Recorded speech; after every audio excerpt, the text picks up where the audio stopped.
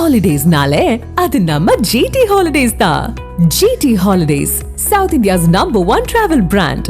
நடிகர் ரஜினிகாந்த் சென்னை விருகம்பாக்கத்தில் நடைபெற்ற மறைந்த திரைப்பட தயாரிப்பாளர் ஏவிஎம் சரவணனின் படத்திறப்பு விழாவில் பேசியதை பார்க்கலாம்.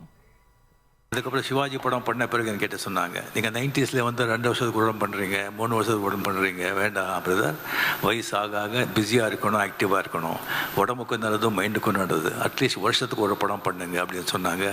அது இப்போவும் நான் அது பண்ணிகிட்ருக்கேன். ஸோ சரவணன் சார் வந்து இண்டஸ்ட்ரியை மீறி வெளியே கூட அவருக்கு வந்து அவ்வளோ மரியாதை, ரெஸ்பெக்ட். ஏன்னா அவர் அப்படி வாழ்ந்தார். Is a real gentleman.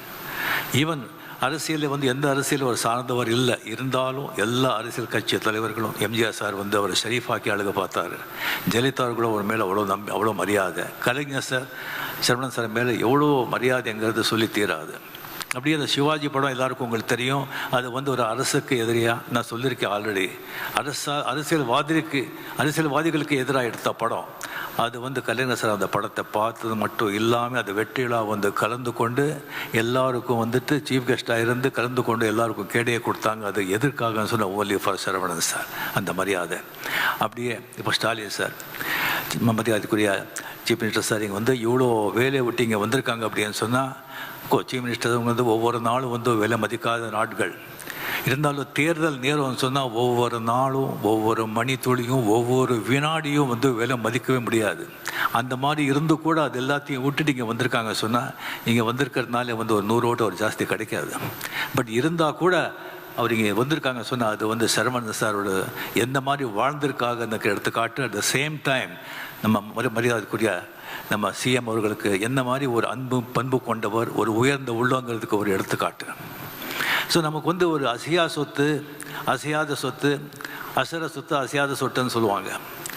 இதில் வந்து ஒரு அசையாத சொத்துக்கு தான் எப்போவுமே விலை ஜாஸ்தி, மதிப்பு ஜாஸ்தி. ஸோ அந்த மாதிரி நம்ம வாழ்க்கையில் வந்துட்டு நம்மளை விரும்புகிறவங்க, நம்ம நலனில் வந்து அக்கறை கொண்டவங்க ஒரு சில பேர் தான் இருப்பாங்க. அவங்கெல்லாம் வந்து அசையாத சொத்துக்கள். அப்படியே வந்து எனக்கு வந்து ஒரு அசையாத சொத்துக்கள் இருந்தாங்க. K Balachander sir, Jo sir, Panchu sir,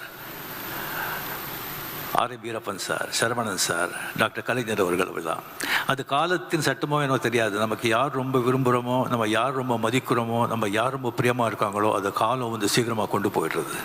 அதே மாதிரி ஒவ்வொருத்தரும் விட்டு பிரியும் போது நமக்கு வந்து எவ்வளோ ஒரு பணம், பேர், புகழ், பணம், நல்ல குடும்பம், சொத்து, பிள்ளைங்க இருந்தால் கூட அந்த மாதிரி ஒரு மனிதர்கள் போகும்போது நமக்கு வந்து ஒரு அனாதியாக ஒரு ஃபீலிங் வருது. So Saravanan sir is a great man. ஹாலிடேஸ்னாலே அது நம்ம ஜிடி ஹாலிடேஸ் தான். GT holidays, South India's #1 travel brand.